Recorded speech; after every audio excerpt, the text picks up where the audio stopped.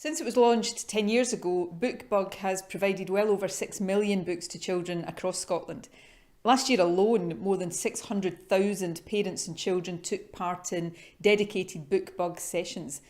And I want to thank the Scottish Book Trust for the fantastic work it does to deliver the programme. And I very much look forward to another 10 years of success for BookBug as we help many, many more children to discover the joy of stories. Well, let's see which books the Scottish Book Trust is introducing children to and giving out in their book bags this year. Hello, I'm Morag Hood and I'm absolutely delighted that my book, Brenda is a Sheep, has been shortlisted for the BookBug Picture Book Prize 2021.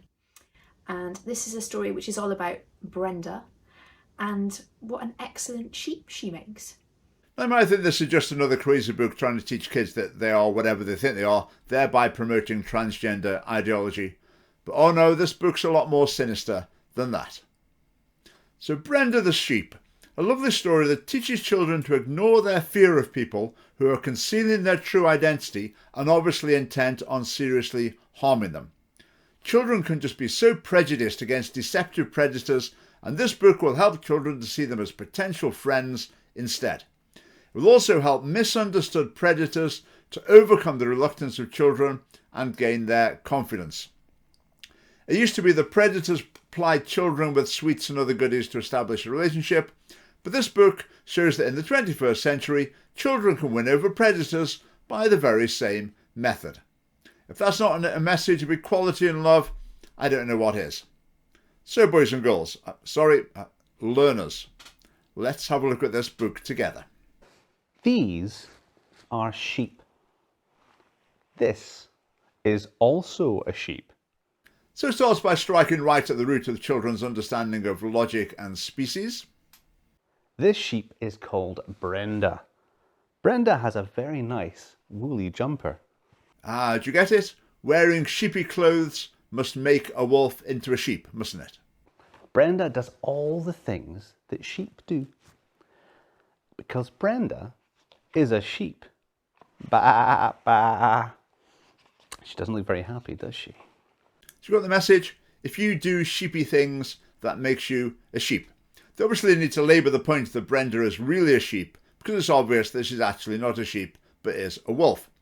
So why is Brenda not happy? Is it to do with Brenda trying to live a delusion as another species? Well, it might, possibly, but it seems like this is more a disguise for a purpose than a delusion. The sheep learn lots of new games from their friend Brenda, like catch, teeth sharpening, and tag. Brenda loves tag. But no matter how hard she tries, she can never catch anyone. They always get away.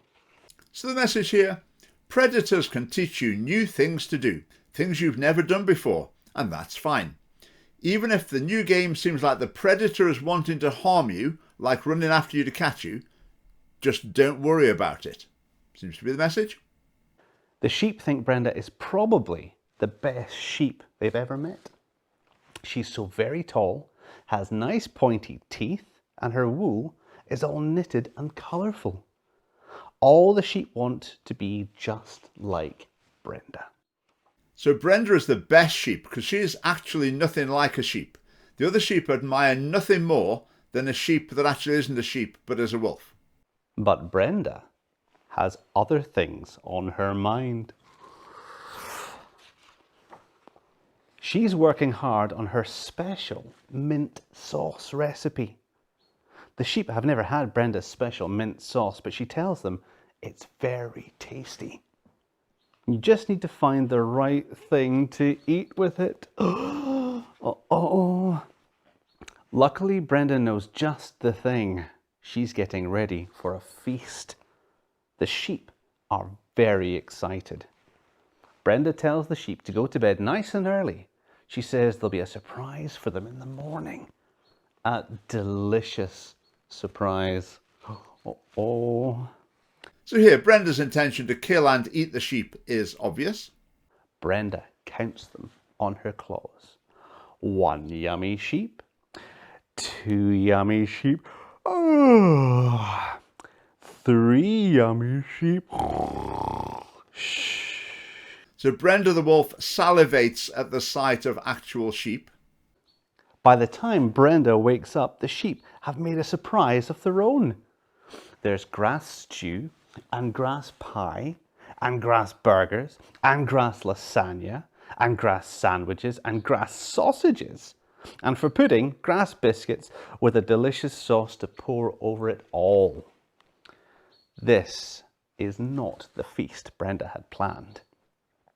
But when she sees everything her friends have done for her, Brenda can't help but join in the fun.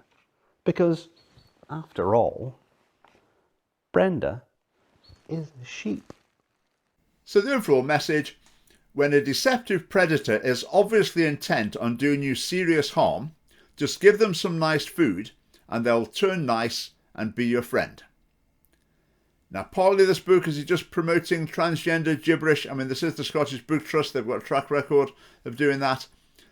Is it saying, welcome trans people into your spaces, even if they initially intend to abuse you?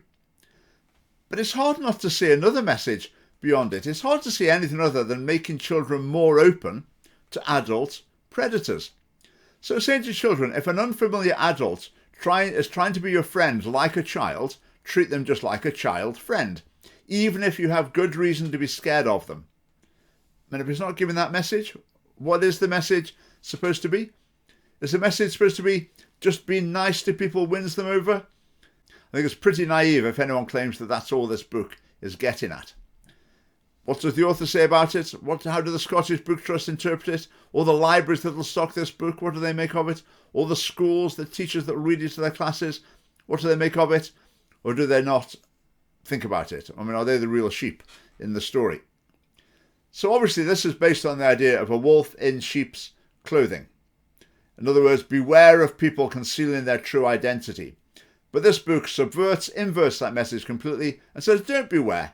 Even if there's every reason to be concerned, ignore those concerns and just go ahead and be friendly to the wolf in sheep's clothing.